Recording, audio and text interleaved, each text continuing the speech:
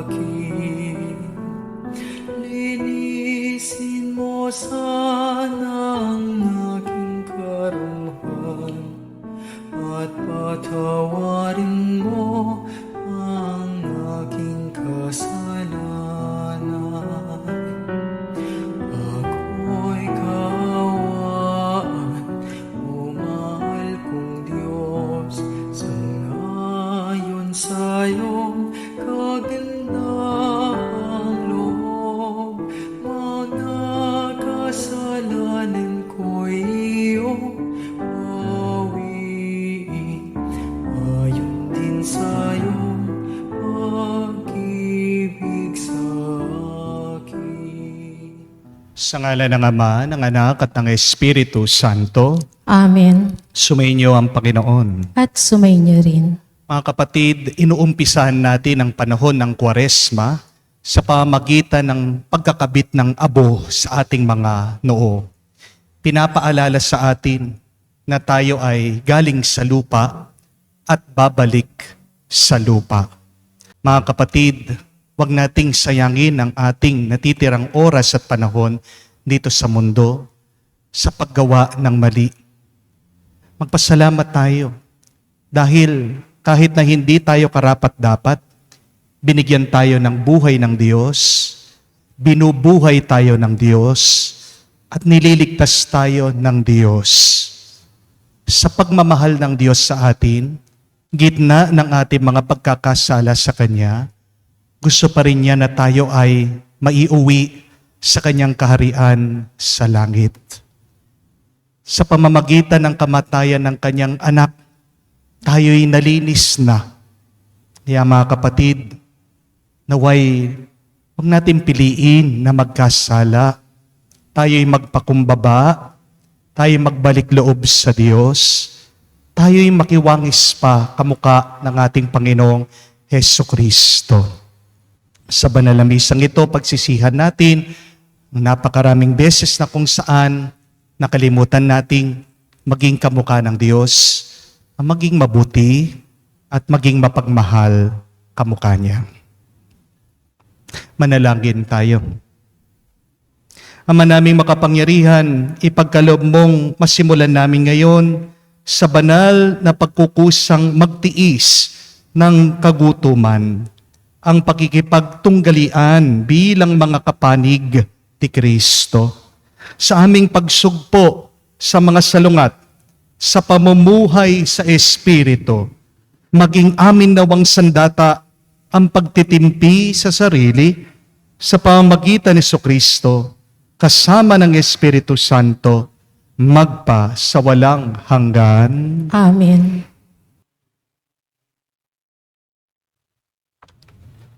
Pagbasa mula sa aklat ni Propeta Joel.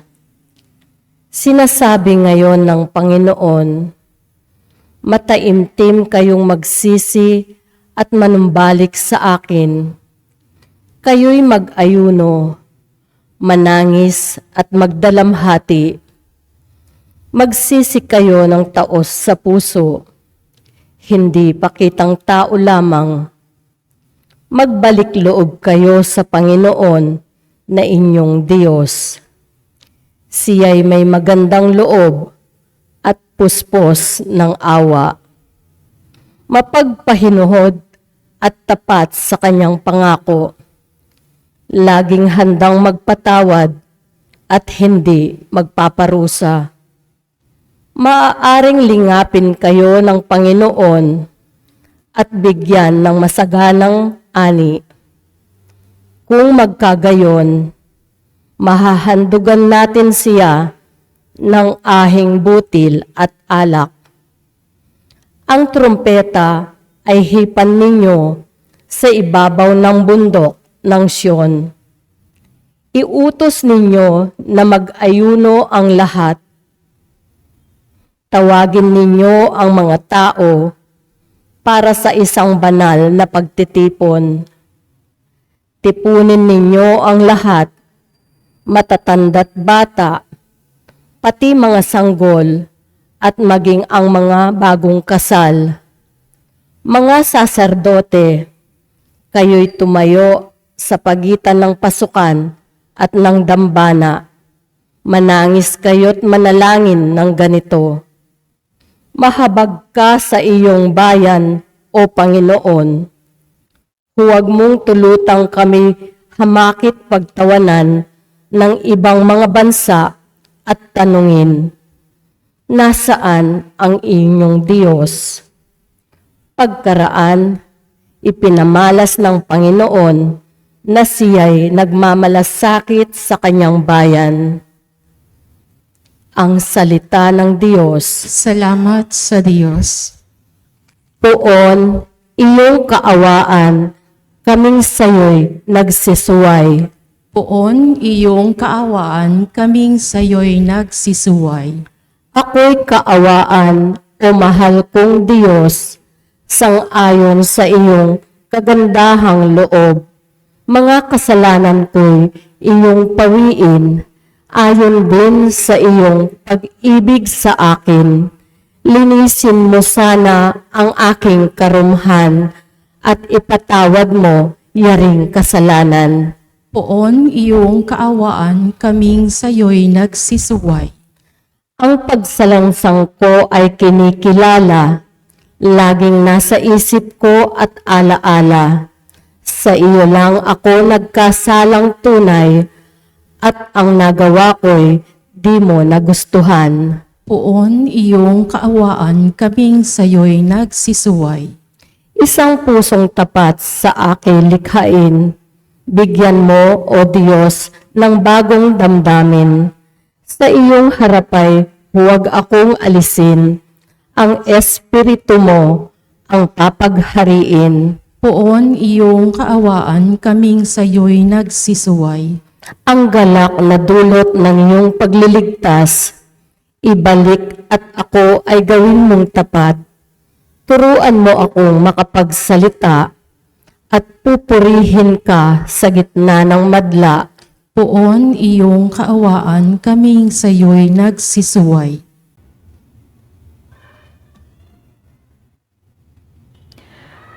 Pagbasa mula sa ikalawang sulat ni Apostol San Pablo sa mga taga-Korinto. Mga kapatid, ako'y sugo ni Kristo. Parang ang Diyos na rin ang namamanhik sa inyo sa pamamagitan ko. Makipagkasundo kayo sa Diyos.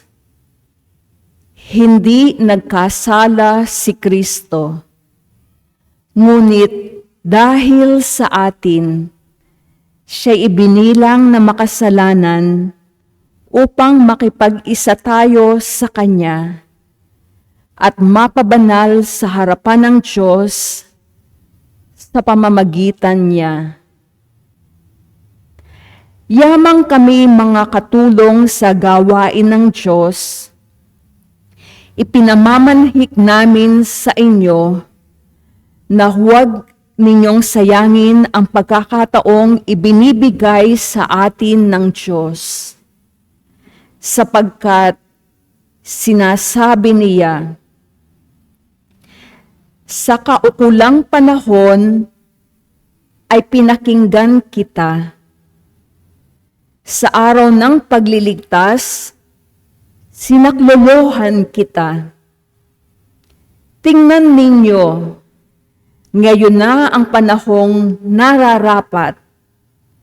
Ngayon, ang araw ng pagliligtas.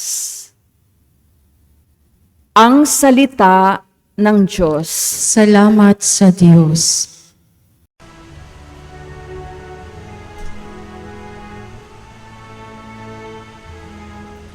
Luwalhati sa'yo, salita ng Diyos, Panginoong Jesucristo. Ang tao ay nabubuhay, hindi lamang sa tinapay, kundi sa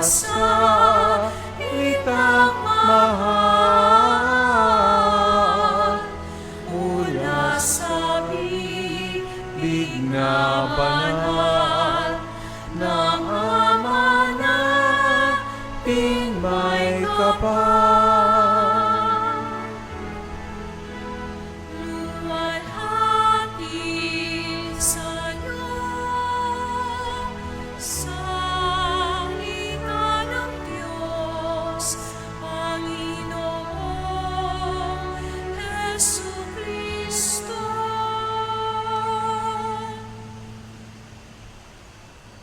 Sumainyo ang Panginoon. At sumainyo rin. Ang mabuting balita ng Panginoon ayon kay San Mateo. Papuri sa iyo, Panginoon. Nung panong iyon, sinabi ni Jesus sa kanya malagad, pag-ingatin ninyo na huwag maging pakitang tao lamang ang paggawa ninyo ng mabuti. Kapag ganyan ang ginawa ninyo, wala kayong matatamong gantimpala buhat sa inyong Ama na nasa langit. Kaya nga, kapag naglilimos ka, huwag mo nang ipagmagkaingay ito, katulad na mga ginagawa ng mga mapag-imbabaw doon sa sinagoga at sa mga lansangan. Ginagawa nila ito upang purihin sila ng mga tao. Sinasabi ko sa inyo, tinanggap na nila ang kanilang gantimpala.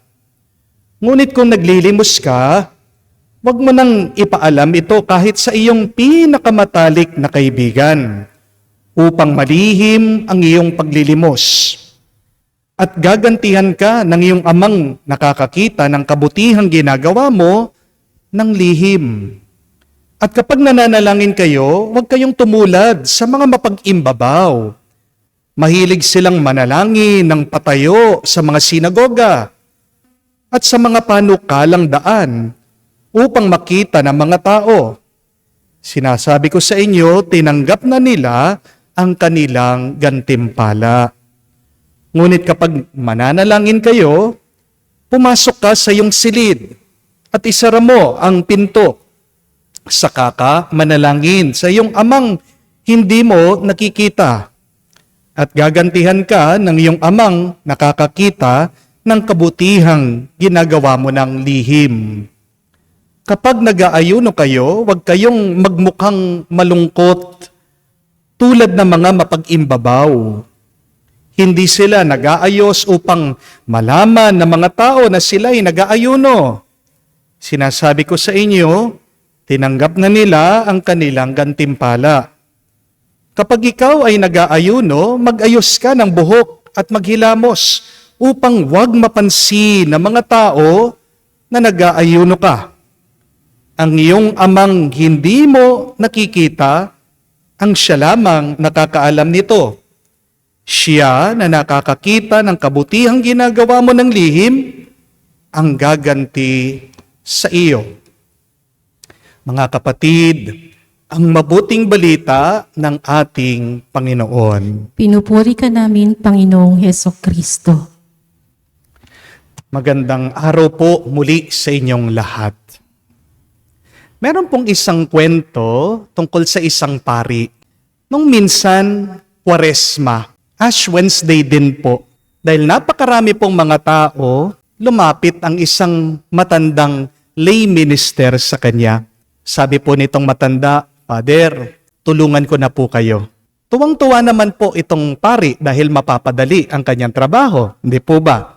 Pero itong lay minister dahil sa kanyang katandaan, hindi po niya alam kung ano ang sasabihin kapag naglalagay na po ng abo sa noo ng mga tao. Kaya tinanong niya sa pari, Father, ano po kasi yung sinasabi, yung dasal kapag nilalagyan na ng abo yung mga tao? Sabi po ng pari, ito po tay ha, tandaan nyo. Sabihin nyo po doon sa tao, remember, from dust you came, from dust you shall return. Nag-isip po itong lay minister. Okay po, sige po. Pumunta sa mga tao yung lay minister. Pero habang palapit siya sa mga tao, dahil nga po may katandaan, nakalimutan nitong matanda. Kaya bumalik na naman doon sa pare. Sabi, Father, pasensya na. Ano po kasi yung sasabihin pag nilalagay po yung abo sa ulo ng mga tao? Sabi po ng pare, naiintindihan naman po yung matanda. O sige po, mas maiksi na lang no po. Tay ha, ito sabihin nyo, repent and believe in the gospel. Kayo nga po, repent and believe in the gospel. So, paulit-ulit sinasabi po ng matanda, salamat po. So, hawak-hawak yung abo, lumapit sa mga tao, pero dahil matanda, nakalimutan na naman yung kailangan niya sabihin. Kaya kahit na nahihiya, bumalik itong matanda. Sabi, Father, pasensya na. Nakalimutan ko po talaga kung ano yung sasabihin. Sabi nung pare, medyo naiinis. Nakalimot ka na naman? Umalis po itong lay minister. At habang naglalagay po ng abo, itong pare, narinig niya yung matandang lay minister. Habang nilalagyan niya ng abo yung mga tao, sabi niya, nakalimot ka na naman? Nakalimot ka na naman? Nakalimot ka na naman?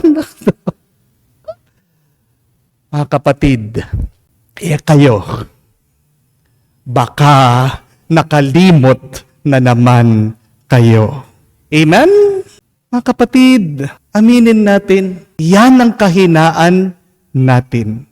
Yan ang kasalanan natin. Alam natin na masama, pero bakit paulit-ulit tayo sa paggawa ng masama? Kasi nakalimot na naman tayo. Bakit nandyan na naman kayo sa simbahan? Bakit nandito tayo nagdarasal? Bakit nagpapabasbas tayo sa Diyos? Dahil alam natin ang kahinaan nating ito. Hindi tayo perpekto, palagi tayong nakakalimot sa dapat nating gawin. Amen? Sabihan mo nga yung iyong katabi, huwag kang makalimot. Huwag kang makalimot. Kasi kapag nagiging makakalimutin tayo sa mabuti na dapat nating gawin, di po ba, mali ang ating mga pinipili. Diyan tayo nagkakasala. Amen? Tingnan niyo po ito. Bakit may nangangaliwa sa mga mag-asawa? Bakit may nagtataksil? Bakit may nangangalunya? Kasi nakalimutan nung isa sa kanila, mahal pala niya ang kanyang asawa. Amen? Bakit may nag-aaway sa mga magkakapatid? Bakit kayang hindi mo kausapin ang iyong kapatid? Bakit yung mga iba magkakapatid nagdidemandahan o nagsisiraan sa social media? Kasi nakalimutan nila. Galing sila sa isang sinapupunan lang. Nakalimutan nila yung pinagsamahan nila bilang mga magkakapatid. Bakit nakakapagwaldas ka ng pera minsan? Baka naman nakalimutan mo yung halaga ng perang yan. Kung alam mo lang, natatandaan mo kung gaano kahirap para kumita ng pera. Di ba? Hindi mo naman ganun kadali na gagastusin yan. Makakalimutin ang mga gastador. Di po ba? Bakit mayroong mga anak na lumalaban sa kanilang mga magulang? Kasi nakalimutan ng batang yon kung sinong kanyang magulang.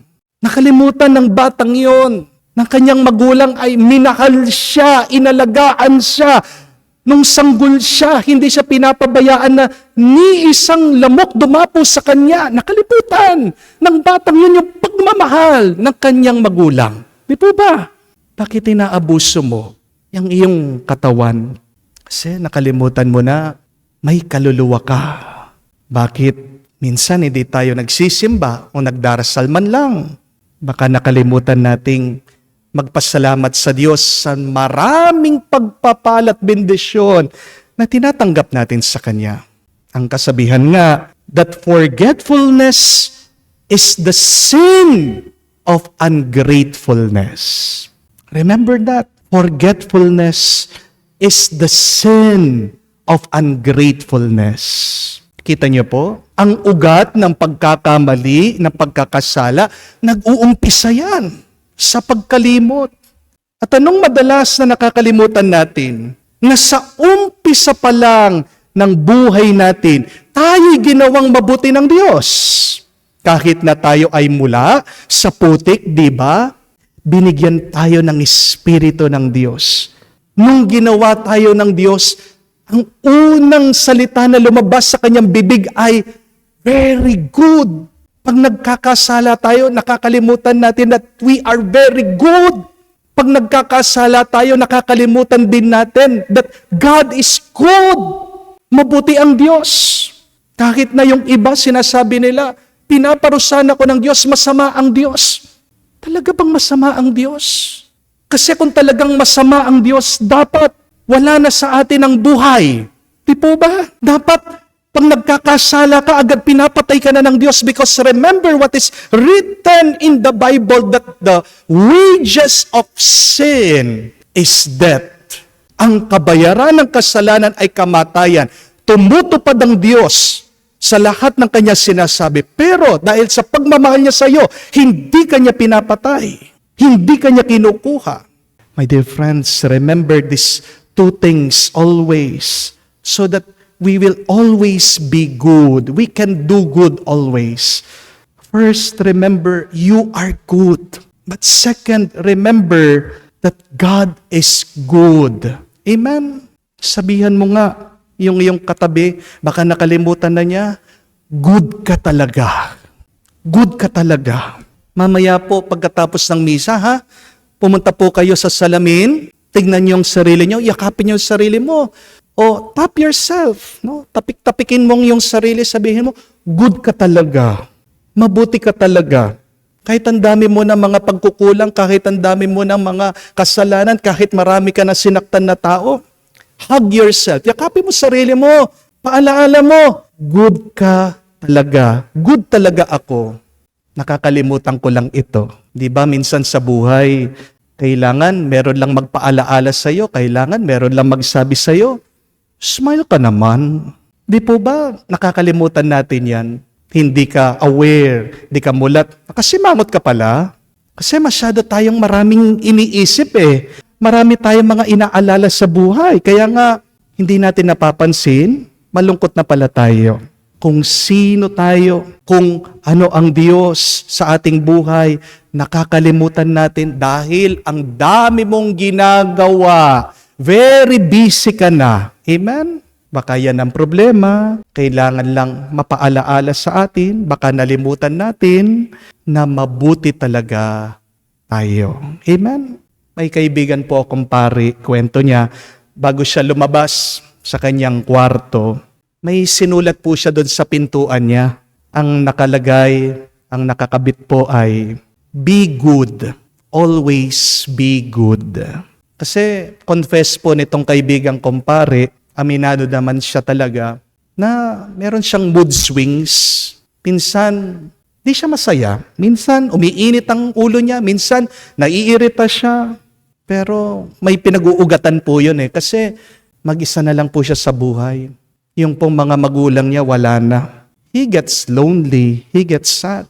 Kaya nga po, sabi niya, para mabantayan lang yung ugali niya, yung ginagawa niya, bago siya lumabas sa kwarto, nilagay niya yung sign, yung karatula na yon, be good. Always be good. At laking tulong po nun kasi paglabas niya, nakangiti na siya. Hindi na po niya pinagbibwisitan yung mga tao. Remember that, my dear friends. You are good and you can be good always. Amen? But secondly, in order to be good, remember that God is good always to you. Meron mga iba, naririnig ko, palagi nilang sinasabi, Father, buti pa yung mga makasalanan, ang yaman-yaman nila. Father, buti pa yung mga may atraso sa ibang tao, hindi sila nahihirapan. Mas maganda yata, Father, na magkasala na lang ako, magloko na lang ako ng ibang tao. Sandali po, yung nakikita mo, meron ka pang hindi nakikita.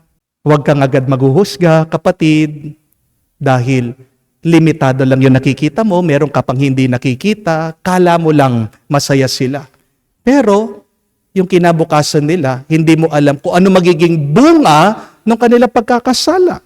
Kaya lang nalulungkot ka kasi tignan mo yung paniniwala mo sa Diyos, iniisip mo ang Diyos masama.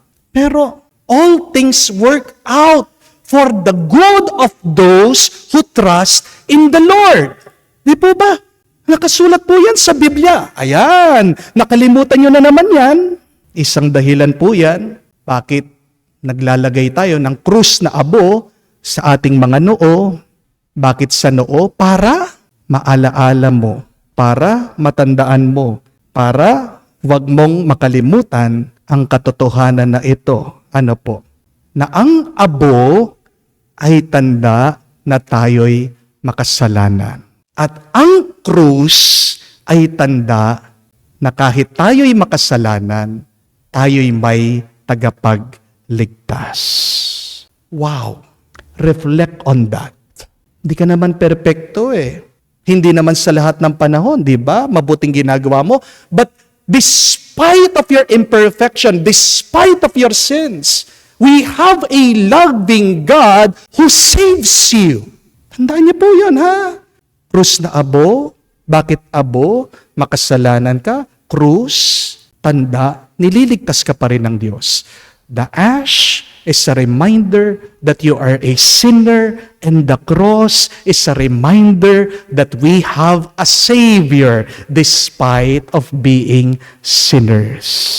Minsan ang tao nagkakasala, nakakalimutan niya, ang Diyos nakatingin sa kanya. Kaya nga di ba, meron mga iba nagnanakaw ng cellphone, pagtulog yung mga tao, walang nagbabantay. Kaya nga yung mga iba nakakapagbabae, bakit patago? Walang nakakaalam, walang nakatingin. Kaya mga iba, pag gumagamit ng droga, sa dilim, sa liblib, na lugar, nandun po sila. Pero ang totoong dahilan, bakit nagkakasala ang tao? Kasi nalimutan na ng tao, mahal na mahal pala siya ng Diyos. Dahil kung mahal ka ng isang tao, di ba wala kang gagawin para saktan mo yung taong nagmamahal sa'yo? Kung nagmamahal ka lang, palagi ang gagawin mo, mabuti. Amen? At kung nagmamahal ka, hindi ka kailangan gumawa ng masama para maging masaya ka. Amen? Kaya nga po yung mga adik, alak man yan, drugs man yan, pornografiya, sugal, mga taong yan, depressed. Ang mga taong yan, hindi masaya. Ang mga taong yan, kulang lang talaga sa pagmamahal. Yung mga adik, gumagamit sila ng material na bagay para punuin yung lungkot ng kanilang puso. But remember that you cannot satisfy the longing of your spirit with just material things. Pero para hindi ka malungkot, kung gusto mong maiwasan mong maging malungkot, kailangan palagi maramdaman mo ang pagmamahal sa puso mo. Hindi ka malulungkot kung palaging nararanasan mo, nararamdaman mo ang pagmamahal sa puso mo. Di po ba? Ang pinakamabisang gamot sa lungkot ay yung maalaala mo ang pagmamahal ng Diyos sa iyo. Remember that nothing will cure your sadness faster, no other than the memory and the understanding that God loves you. Amen? Hindi kasalanan ang sagot sa iyong kalungkutan. Kapag nagkasala ka na malungkot ka, lalo kang lulubog at mananatili sa kalungkutan. Lalo lang bibigat ang iyong puso at kalooban. Di po ba? Because remember, sin may give you pleasure, but after the sin, pleasure passes away, but the sin remains. Si Saint Camillus po ang nagsabi niyan. But when sin remains, there comes guilt, shame, and sadness. Yung iba, hindi matigilan ang pagkakasala. Masarap eh.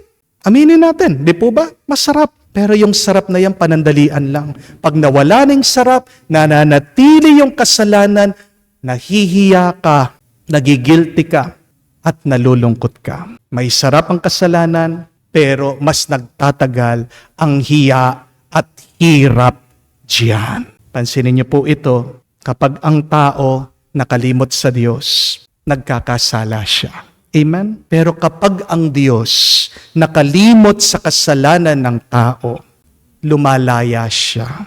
Dahil ang pagkalimot ng Diyos sa kasalanan natin ay kapatawaran. Remember, when man forgets God, he sins. But when God forget the sin of man, God saves us. Pasalamat tayo sa Diyos. Isang araw na naman, binuhay tayo. Isang araw na naman, binigyan na naman tayo ng oras at panahon.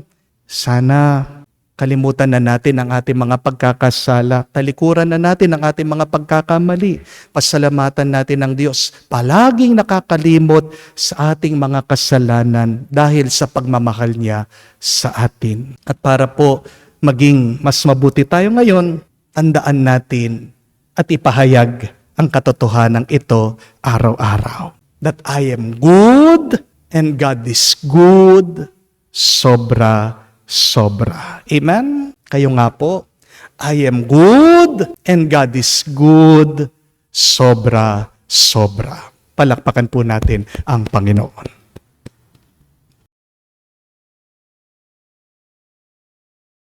Pagbabasbas at paglalagay ng abo sa mga ulo.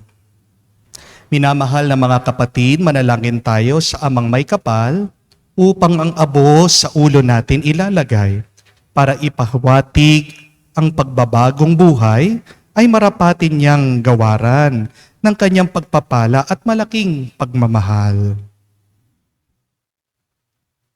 Ama naming mapagpatawad, kinupkup mo at tinatampok ang umamin sa kasalanan. Kinalulugod mo ang mga nagbabagong buhay. Dinggin mo kami at kupkupin sa pagkakaloob mo ng pagpapala bilang pagtampok sa iyong mga lingkod na naglalagay ng mga abo sa ulo sa pagganap ng 40 araw na paghahanda para sa Pasko ng pagkabuhay. Marapatin mong kami maging dalisay para sa pagdiriwang ng tagumpay ng iyong anak, nang siyang namamagitan kasama ng Espiritu Santo, magpa sa walang hanggan. Amen.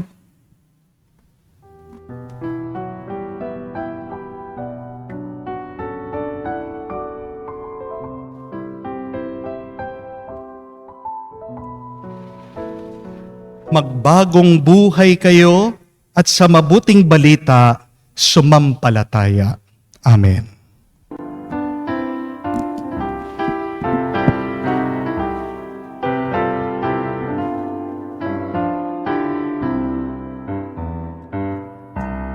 Magsisi tayong mataos, halinang magbalik loob sa mapagpatawad na Diyos. Gutom tayo maniluhod na may abot sa kungsod. Sa pagitan ng pasukan at dambana ng simbahan, saserdote mag-iyakan. Panginoon, iyong bigyan ng patawad ang iyong bayan. Mga kapatid, sa pasisimula natin ng panahon ng Kwaresma, alalahanin natin ang ating mga kapintasang pagkukulang, ang karahasan ng tukso at ang mga pangangailangan natin sa tulong ng Diyos. Manalangin tayo, ating sabihin, Panginoon, dinggin mo kami. Panginoon, dinggin mo kami, upang ang simbahan ay walang takot na manawagan sa lahat para sa pagbabalik loob at mag-akay sa kanila sa pamamagitan ng kanyang halimbawa. Manalangin tayo sa Panginoon. Panginoon, dinggin mo kami. Upang lahat ng ating mga pinunong pangsimbahan at pambayan ay magdulot ng inspirasyon sa pamamagitan ng kanilang kababaang loob, kalinisan at katapatan. Manalangin tayo sa Panginoon. Panginoon, dinggin mo kami. Upang lahat ng mga magulang, guro at katekista ay makapagpunla sa kabataan ng katapatan sa tungkulin na hatid ng layuning matuwid at marangal. Manalangin tayo sa Panginoon. Panginoon, dinggin mo kami. Sa katahimikan po ng ating puso, banggitin din natin sa Diyos ang ating mga personal na pangangailangan. Panginoong Diyos, sa iyo dumudulog kaming nagsisisi sa aming mga kasalanan at tapat na naghahangad ng pagbabago sa puso't isipan. Naway ang aming buhay ay tuwinang maging pagbibigay puri sa iyo sa pamamagitan ni Kristo, aming Panginoon. Amen. Buhay pagmamahal,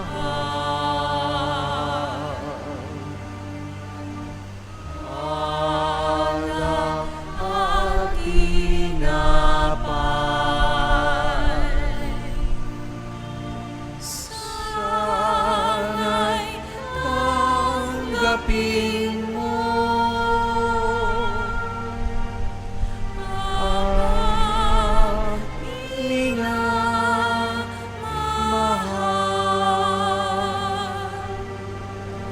Ngayon sa'yo habang kami nag-aalay.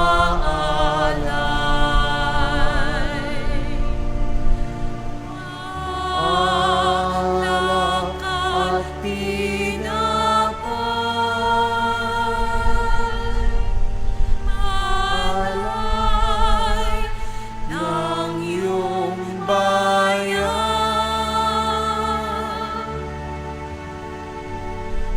Buhay pagmamahal, alak at tinapay, sana'y tanggapin mo, amang minamahal. Manalangin kayo mga kapatid para ang ating mga paghahain ay kalugdan ng Diyos amang makapangyarihan. Tanggapin nawa ng Panginoon itong paghahain sa iyong mga kamay sa kapurihan niya at karangalan, sa ating kapakinabangan at sa buong sambayanan niyang banal. Ama naming lumikha, kinaganap namin ang paghahaing ito bilang marangal na pasimula sa 40 araw na paghahanda. Ang aming kusang pagtitiis at pagmamalasakit ay makapagdalisay nawa sa aming masamang hilig upang kami pagindapating makinabang sa iyong anak na para sa amin nagpakasakit bilang aming tagapamagitan kasama ng Espiritu Santo magpa sa walang hanggan. Amen. Sumainyo ang Panginoon. At sumainyo rin. Itaas sa Diyos sa inyong mga puso at diwa. Itinaasan namin sa Panginoon. Pasalamatan natin ang Panginoong ating Diyos. Marapat na siya ay pasalamatan. Ama naming makapangyarihan, tunay nga marapat ikaw ay aming pasalamatan sa pamagitan ni Jesucristo na aming Panginoon. Binibigyan mo kami ng bagong pagkakataon upang ganapin ang paghahanda ngayon para sa pagdiriwang na muling pagkabuhay, kaisa ng iyong anak na minamahal. Aming inilalahan ang panahon, talino't yaman para ganapin ang iyong kalooban na ang kapwa-tao ay lubos na damayan. Sa pagdiriwang namin sa aming pagsilang bilang mga kaanib ng iyong sambayanan, kami iyong pinagkakamit ng katayuang ganap sa pagtatangkilik. Kaya kaisa na mga anghel nagsisiawit ng papuri sa iyo. Nang walang humpay, kami nabubunyi sa iyong kadakilaan. Santo, Santo, Santo, Panginoon Diyos, napupuno ang langit at lupa ng kadakilaan mo. Hosana, Hosana. sa kaitaasan. Hosana, Hosana, Hosana sa kaitaasan. Pinapala ang naparirito sa ngalan ng Panginoon. Hosana, Hosana, Hosana sa kaitaasan. Hosana, Hosana, Hosana sa kaitaasan.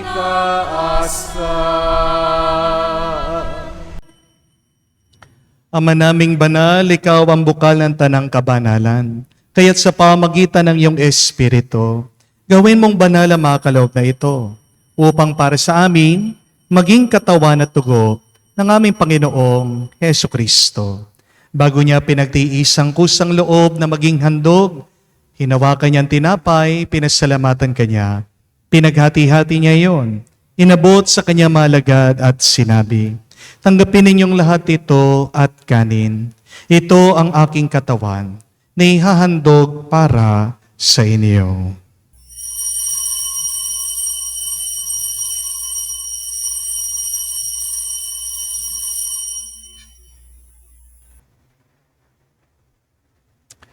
Gayon din naman na matapos ang hapunan, hinawakan niyang kalis. Muli kanyang pinasalamatan. Inabot niya ang kalis sa kanya malagad at sinabi, "Tanggapin ninyong lahat ito at inumin. Ito ang kalis ng aking dugo, ng bago at walang hanggang tipan. Ang aking dugo na ibubuhos para sa inyo at para sa lahat, sa ipagpapatawad ng mga kasalanan. Gawin ninyo ito sa pag-alaala sa akin."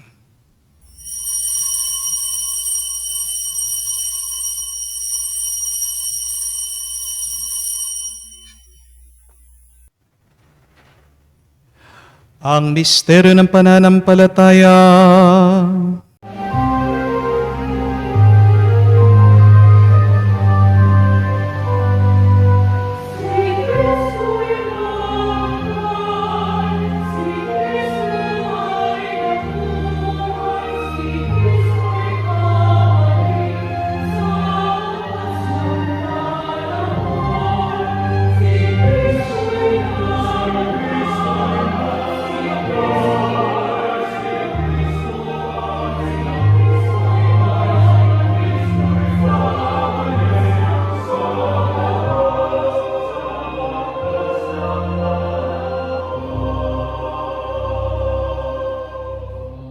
Ama, ginagawa namin ngayon ang pag-alaala sa pagkamatay, muling pagkabuhay ng iyong anak. Kaya tinialay namin sa iyong tinapay nagbibigay buhay at ang kalis na nagkakaloob ng kaligtasan. Kami nagpapasalamat dahil kami ang minarapat na tumayo sa harap mo para maglingkod sa iyo. Sinasamo namin kami magsalo-salo sa katawan at tugon ni Kristo ay mabuklod sa pagkakaisa sa pamamagitan ng Espiritu Santo. Amalingapin mong iyong simbahan, laganap sa buong daigdig. Puspusin mo kami sa pag-ibig. Kaisa ni Francesco, ang aming Papa, si Florentino, aming Arsobispo at ng Tanang Kaparian. Alalahanin mo rin ang aming mga kapatid na nahimlay, may pag-asang sila'y muring mabubuhay. Gayon din naman lahat ng mga pumanaw. Kawan mo't sila't patuloyin sa iyong kaliwanagan. Kawan mo't pagindapatin kaming lahat na makasalo sa iyong buhay na walang wakas. Kaisa na mahal na Birhen Maria, Ina ng Diyos. Kaisa ni San Jose, ang kanyang maligayang esposo. Kaisa ng mga apostol, lahat ng mga banal na namuhay dito sa daigdig na kalugod-lugod sa iyo. May pagdiwang nawa namin ang pagpupuri sa ikararangal mo sa pamamagitan ng iyong anak, aming Panginoong Heso Kristo. Sa pamamagitan ni Kristo, kasama niya at sa Kanya, ang lahat ng parangal at papuri ay sa iyo, Diyos Ama, makapangyarihan, kasama ng Espiritu Santo, magpasawalang hanggan. Amen, amen, amen. Sa nakakagaling na utos sa turo ni Jesus sa Panginoon natin na Diyos, ipahayag natin ng lakas loob.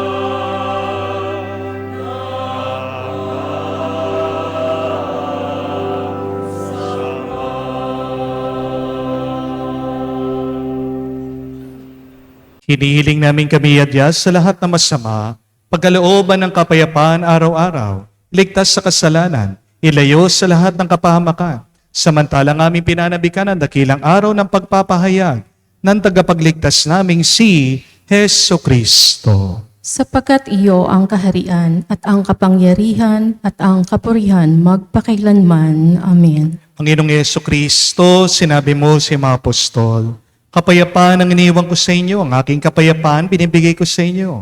Tungayan mo ang aming pananampalataya, huwag ang aming pagkakasala.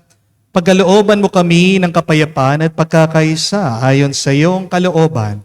Kasama ng Espiritu Santo, magpa sa walang hanggan. Amen. Kapayapaan ng Panginoon ay laging sumainyo. At sumainyo rin. Magbigayan po tayo ng kapayapaan sa bawat isa. Peace with you po.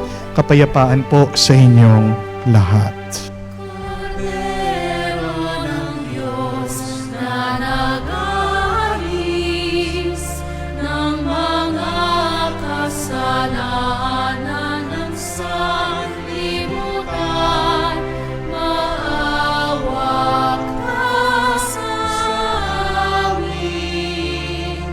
Maawa ka sa amin.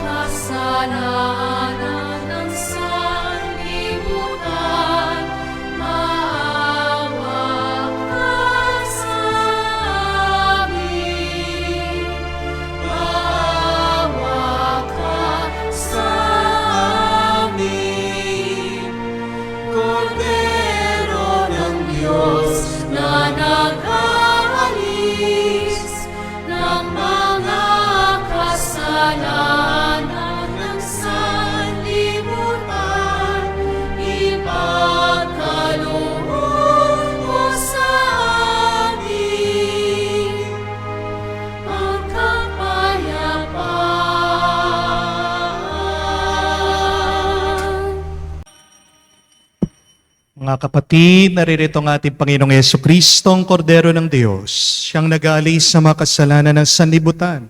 Mapalad tayong lumalapit sa piging ng Kordero. Panginoon, hindi ako karapat-dapat na magpatuloy sa iyo, ngunit sa isang salita mo lamang ay gagaling na ako.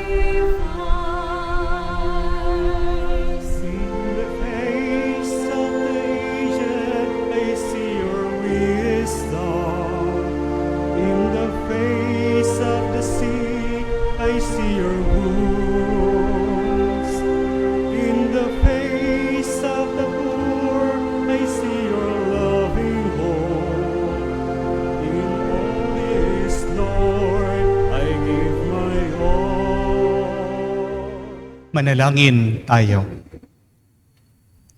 Ama naming mapagmahal, ang pinagsaluhan namin ay amin nawang pakinabangan sa pagkakamit ng dulot na kagalingan ng kagutumang kusa naming pinagtitiisan at iyong kinalulugdan sa pamamagitan ni Jesucristo kasama ng Espiritu Santo magpa sa walang hanggan. Amen. Remember, my dear friends, that when man forgets the love of God, man sins. But when God forgets the sin of man, God forgives, God saves. It is there that we receive God's grace. Kaya nga po, bilang pasasalamat natin sa Diyos, ngayong araw na ito, tayo ay inaanyayahan at hinahamon para po sa mga 18 to 60 to do a fasting and abstinence. Abstinence, ibig po sabihin, refrain from eating meat. Ano po yung meat? Yan po yung mga naglalakad. Merong 4 na paa. Baboy, baka, bawal din po yung mga lumilipad.